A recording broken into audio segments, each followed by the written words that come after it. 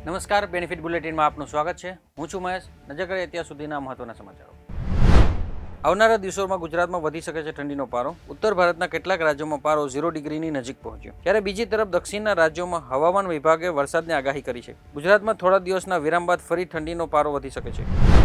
ઉત્તરાયણ પહેલા જ ઘાતક દોરી પોતાનો કહેર વર્તાવા લાગી. સુરતના મજૂર ગેટ પાસે આવેલા ઓવરબ્રિજ નજીક એક આગળને ગળાના ભાગે પહોંચી ગંભીર ઈજા. ગળાના ભાગે ગંભીર ઈજા પહોંચતા તેને સારવાર અર્થે હોસ્પિટલમાં ખસેડવામાં આવ્યો. મળતી માહિતી પ્રમાણે આગળ બ્રિજ પરથી પસાર થઈ રહ્યો હતો તે દરમિયાન તેને દોરી વાગી.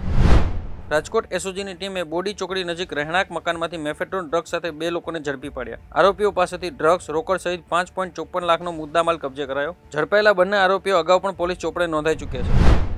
અમદાવાદના ઈસરપુર તળાવ પાસે ફરી ચાલ્યું દાદાનું બુલડોઝર. 20 જેટલા જેસીબી, 500થી વધારે મ્યુનિસિપલ કોર્પોરેશનના કર્મચારીઓ અને પોલીસના ચુસ્ત બંદોબસ્ત વચ્ચે કરવામાં આવી રહ્યું છે ડિમોલેશનની કામગીરી. ચંડોળા તળાવ બાદ ઈસરપુર તળાવ પાસે ચાલી રહી છે ડિમોલેશનની કામગીરી.